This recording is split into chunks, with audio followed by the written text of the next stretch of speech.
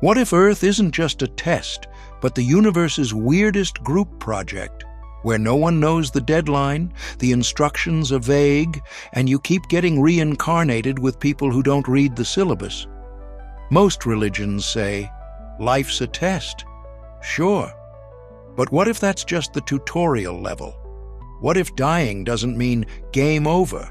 It means try again, this time with more emotional maturity. Maybe you've been here before. Maybe last time you were a monk, or a Viking, or a sandwich artist with unresolved karma. Whatever the case, this isn't just life. It's Life, Deluxe Edition, complete with bonus lessons, mystery dreams, and the occasional déjà vu glitch to keep things interesting. They laughed at Galileo. They side-eyed Einstein. They locked up Socrates for asking too many questions and not shutting up about truth. But here's the pattern. The ideas we mock today, they tend to become the stuff we swear by tomorrow. Every great truth starts off sounding like a drunk uncle at a wedding. Every breakthrough, once labeled nonsense, heresy, or good luck getting tenure with that. And yet, look around. Electricity, witchcraft, germ theory, disgusting, meditation, hippie nonsense, until it wasn't. Every Nobel Prize has a rebellious little ancestor called What If? And science? Oh, science rewrites its rules more often than we update our phones. So maybe the things we laugh at now, frequencies, reincarnation, intuition, energy healing, they're not ridiculous. Maybe they're just early. Too early for the tools we're using. Because let's face it, science isn't always wrong. It's just chronically late to the party.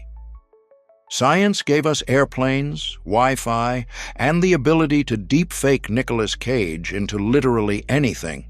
Incredible. Love that for us. But science also has a personality. It's that friend who demands proof of everything. Show me the data. Replicate the results. Cite your sources. Meanwhile, your intuition is in the corner like, dude, I felt it in my spleen. Isn't that enough? For centuries, anything that couldn't be poked with a microscope got labeled as superstition or soft-headed nonsense. Meditation? Just glorified napping. The gut-brain connection? Cute theory. Sound healing? Please.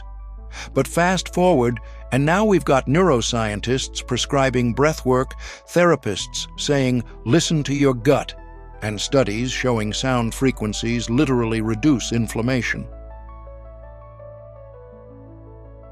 Some songs don't just hit your ears, they hit your existence. You hear a melody from the 1950s and suddenly you're crying into your tea like you just lost a lover you've never met. Science calls it nostalgia.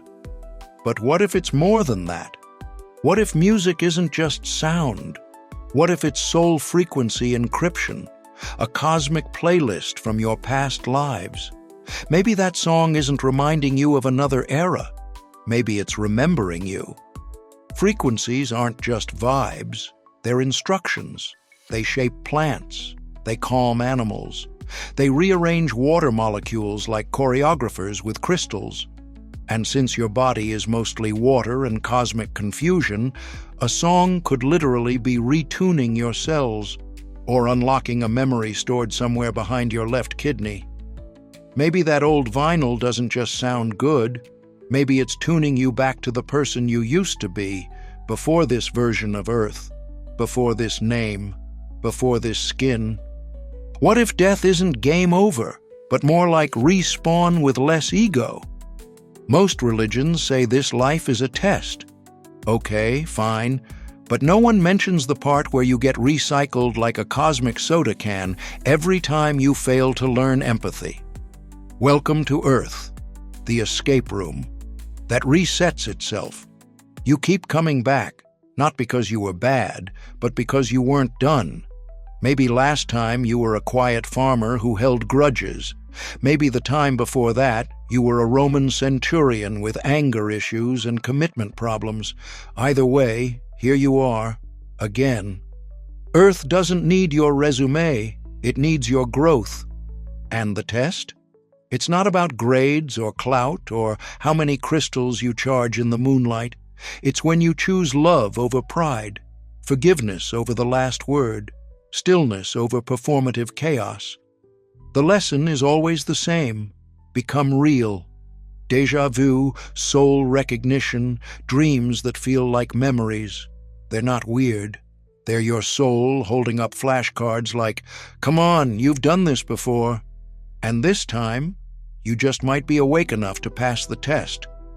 We used to think aging was just natural, like, yeah, your joints fall apart, your memory gets fuzzy, and eventually you just become a sentient houseplant. But now, scientists are like, wait, what if aging is a glitch?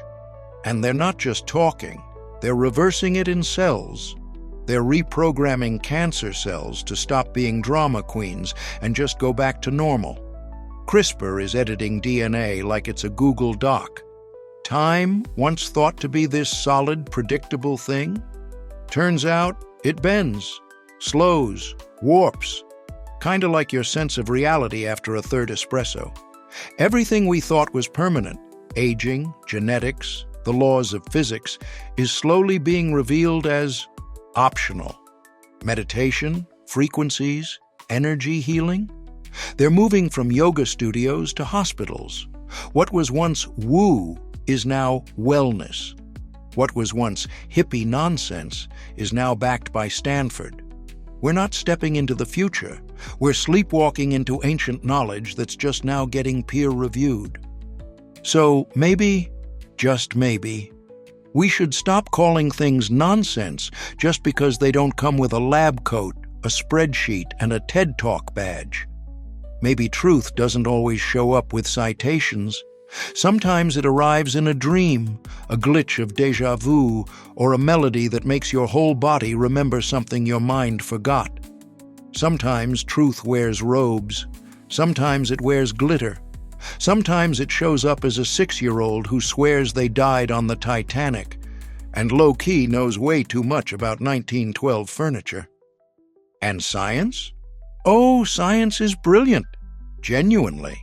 But let's be honest, sometimes it shows up 200 years late, out of breath, with its shoelaces untied, holding a clipboard like, "Hey guys, I just discovered meditation works."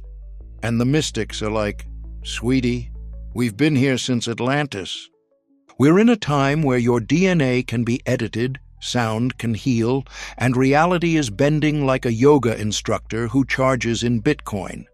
So the next time someone says something that sounds too out there, pause, smile, and remember, today's WTF might just be tomorrow's Nobel Prize, or at the very least, your next spiritual awakening in the frozen food aisle. Stay curious, stay weird, and whatever you do, don't sleep on the nonsense, because nonsense might just be the truth in disguise.